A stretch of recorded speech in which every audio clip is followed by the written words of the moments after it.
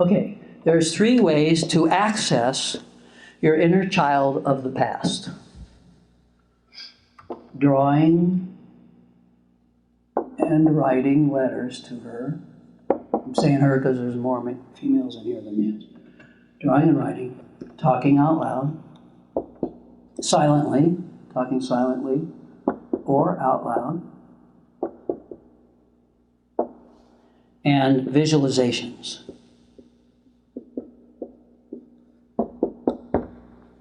Okay, so should you use all 3 of these methods? At first, you should try each one, and one of them will become your favorite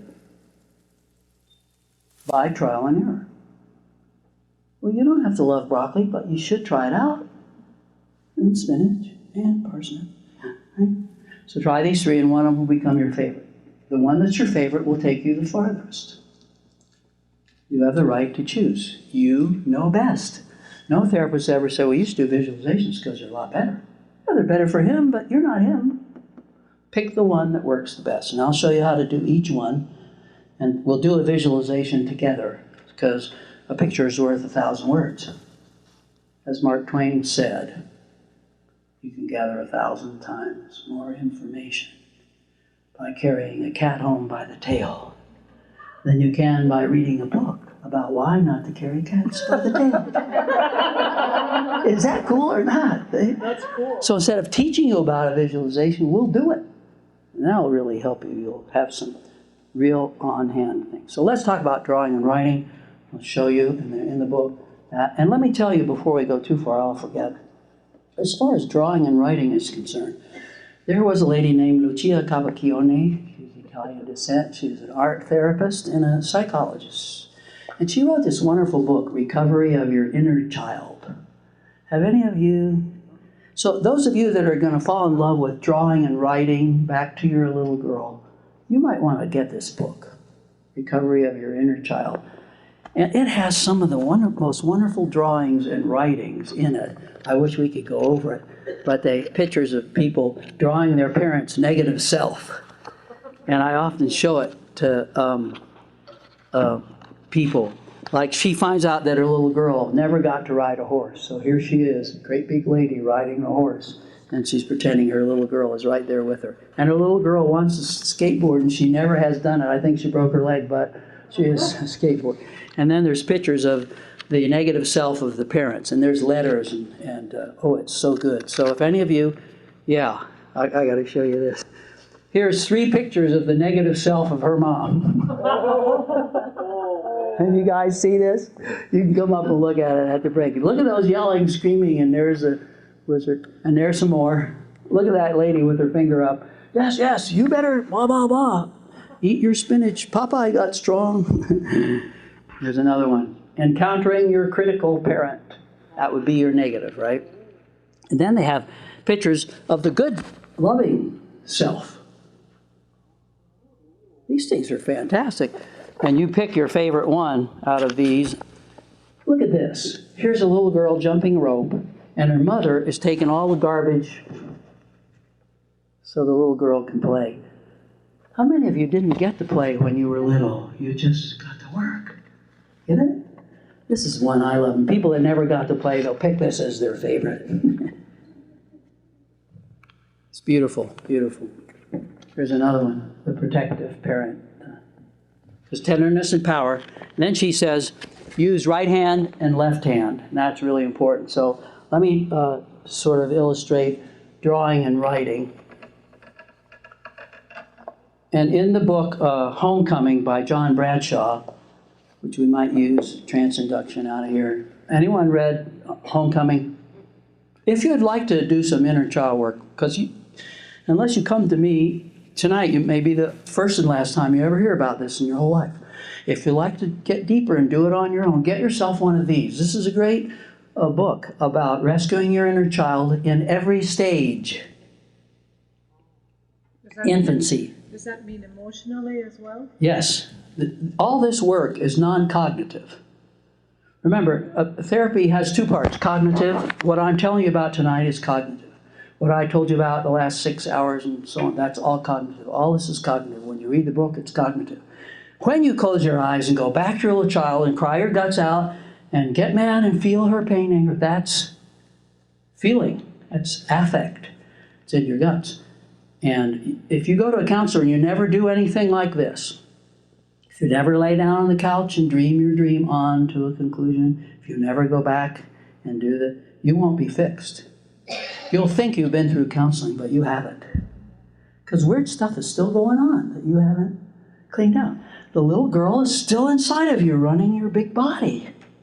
And here's a great big lady, got 5 kids, and she still thinks she's no good. That's a little child running your big body. A little lady, a little girl is raising 5 kids. What will they be like? They'll all feel that they're no good. Get it? So heal your wounded child. So here's the way you do it. Actually, if we could turn this board around, it'd be better. Get a piece of legal-sized paper or something. Turn it horizontally. In the middle, take your left hand and draw a picture of the little girl in distress. So she's probably going to be crying. It looks like that. Here's her hair. This is her hair. Because I couldn't say my R's when I was little. And so you draw a picture of her with your left hand. No, you pick the age you want. You choose some distressing time. You know when most people pick? Age 3 or 4. So you pick the little girl crying. You pick, this, you draw. And then with the right hand, that's your dominant hand, and if you're left-handed, this switches. With your dominant hand, you draw a picture of the big self holding her. And this is going to be better drawing, And she has her arms around her. And you can even do balloons and write what she says and stuff like that. Anyway, big self is holding her. Some people draw the big self behind with their arms around. There's no set way. So you got it? First you draw the little girl in distress, or the little boy, and then you, with the left hand, or the non-dominant hand, and with the dominant hand you draw the big self, holding her, getting close, helping her. And then you start to write letters to the little girl or the little child. So if this was lots wider out here, the big self would say, "Hi, honey, I'm your big self. I love you very much. I've come to help you. You look like you're hurt. You're crying so hard." And then you give the pen to the other hand, and the little girl writes, "I hurt inside. My daddy doesn't like me. He likes Robert better." And she starts to cry. And then you say, "You can use my big body to cry with. I love your tears." Feelings are sacred. They're precious. This is empathy. It hurts, doesn't it, honey?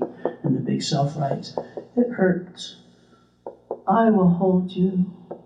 You feel so soft and warm." And the little girl said, "It's better. Why doesn't Daddy like me? I try so hard to be good." She cries some more. Your big self cries some more. See, you don't want anyone to see you doing this. They'll think you've gone bonkers.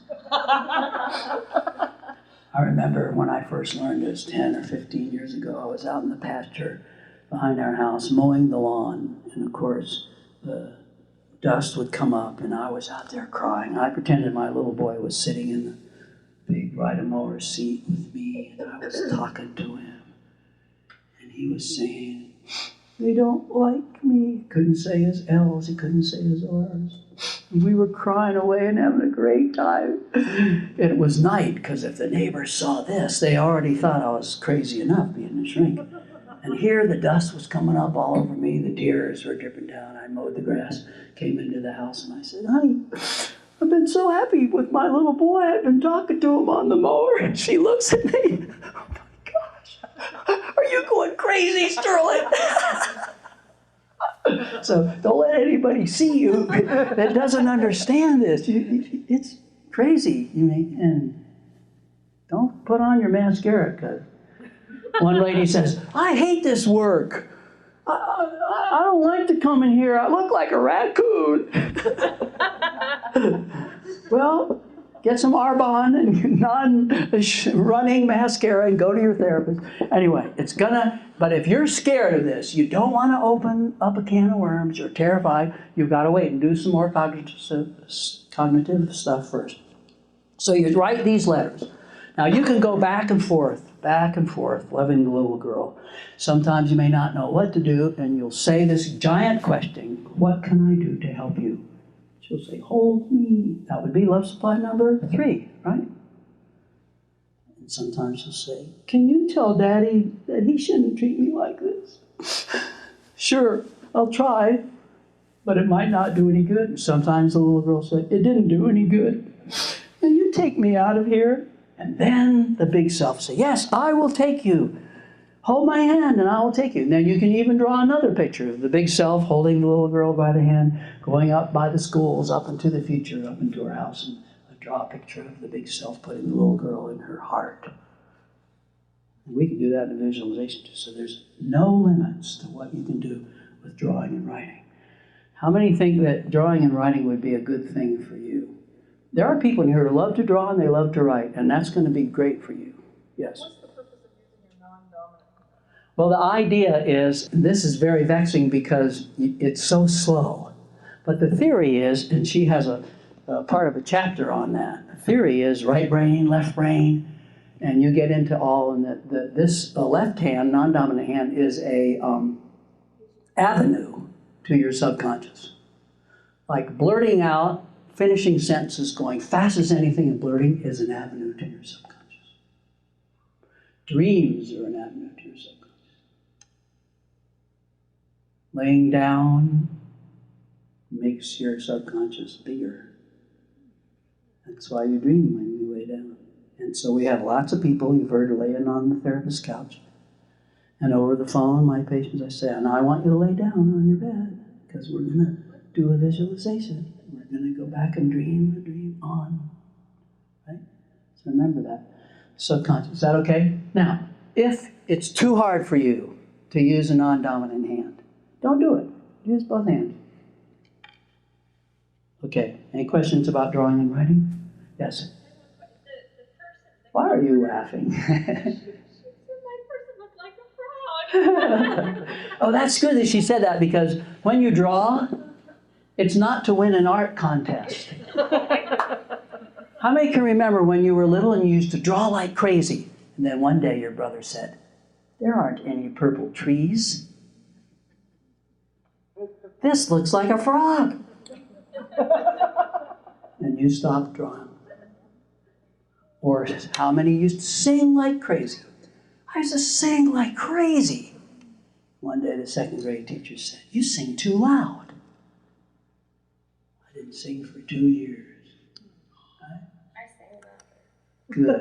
Do it. Sing your guts out. My question though, with the person who's comforting the inner child, is it supposed to be the person who we want to comfort us, or is it supposed to be ourselves? It's supposed to be your pre-existent spirit self or your real self that brings you to therapy and wants to get better.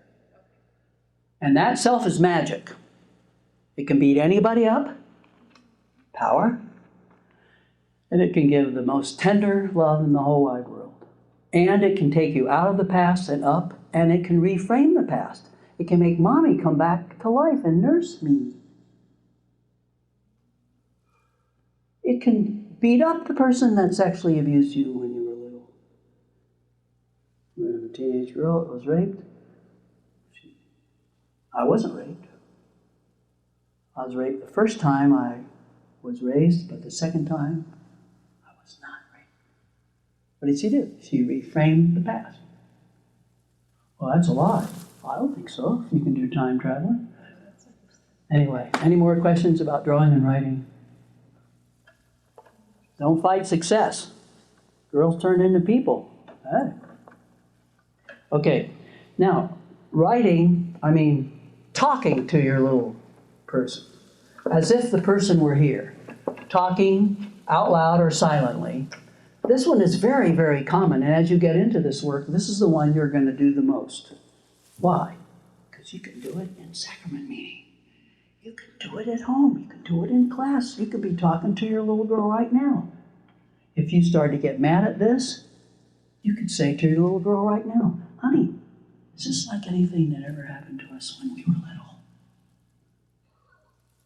Yeah. All your negative self-styles are childhood repeats. Whoa. So when you feel like you're no good or you're not good enough, that comes from the little girl inside of you that's running your big body, right? See her there? John Bradshaw has a lot of pictures in his book about the inner child running a great big body.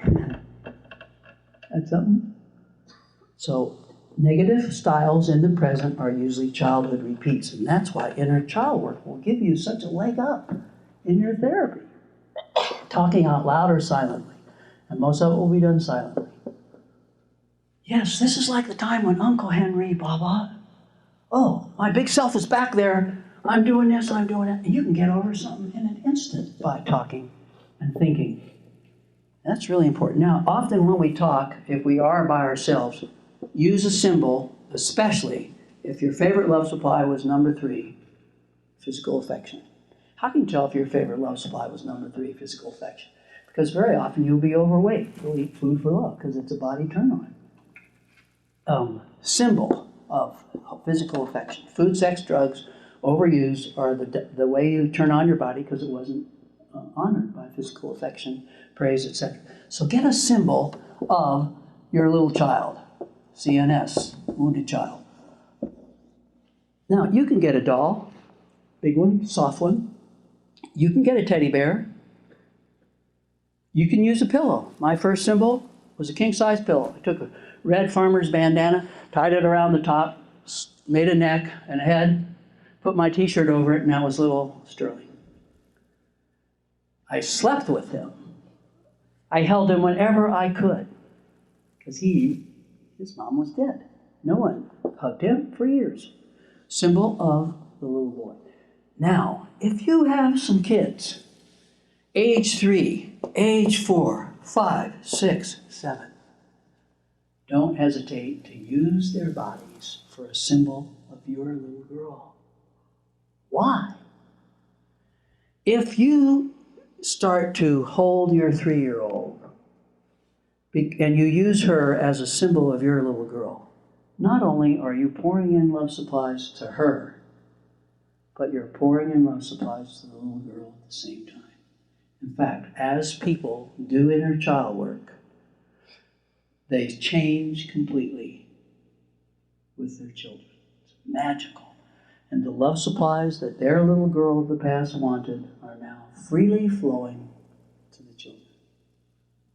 Yes?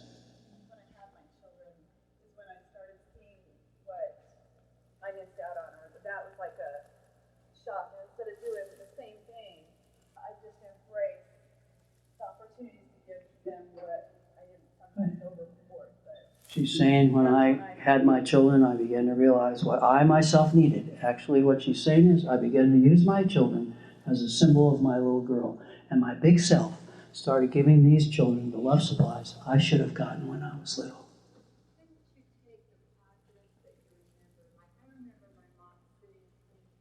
You bet. You can. You can take positives that your mom did and see those, but what do you need to see them for if you remember them? They're already helping you. It feels to me tonight like we're looking at total negative. We are, because I'm the doctor. Just a minute, honey. When you go to the doctor, do you show him all the good parts about your body, or do you show him what you want him to help you with? So that's what we're here for, to heal wounds. Go ahead and do all the good things. But I'll tell you, you won't do those until you've done the bad. When you fixed up the wounds, then stuff starts coming back. Hey, yeah. I remember a visualization where I brought home straight A's, and my father said, "You're not smart, you just have a good memory." And later on, after I'd done all my inner child work, I went back to that memory, and there I saw my twin brother standing in the corner of the room who got all C's and D's. And that's why my dad did that. Not because he thought I was dumb, but because he didn't want to hurt my twin brother. So the good stuff will come after you get the garbage out of the way. Okay. Could it also be a negative style to overcompensate for what you didn't have to give your children, that you neglect to give what you did? Say that again. I said, can that also be a negative style, negative love substitute? You overcompensate for giving to your children what you didn't have. Bingo. You sometimes neglect to give what you did have. Right. You can start giving them physical affection because you never had it, you know. And if you don't watch out, it isn't flowing freely. You'll give in order to get. So, will there come a time when you cannot use their bodies anymore for your simple? Yeah. Comes a time when you don't walk around naked in front of them anymore because it's awkward and weird. Right? So you'll know. Okay, so that's talking. Okay, that's talking. And now we'll try a visualization. I'll show you some simple ones. Good, we got enough time. The reason visualizations are so great is because they see and they feel, and it's subconscious. And these are the ones that threaten people that have heavy wounds inside. So if you don't want to do this with our class here, just keep writing and write down the externals and don't get into it. But if you do want to, you'll get some great benefits. So, Steph, what will happen if we turn out some lights? Last night we had a power outage. Yeah. Whoa, that's too dark. No, it's not. No, it's not. It's just One. Wait, turn it back on for a minute. How many people do not want to do this fully? They want to write because you won't be able to see. Okay, good. The whole class is with us. Shut them down. Okay, now put your books and stuff away and get as comfortable as you can. Take off your glasses, stuff like that. And we'll just start by, this is called a visualization. It's not hypnosis, it's a visualization. So very, very comfortable. Get as comfortable as you can. I've done this before. Pretty soon people are out in the aisle laying down. Or in the back. Well, that's okay too, but if the fire marshal comes. So get comfortable. If you're too close to someone, get in another chair.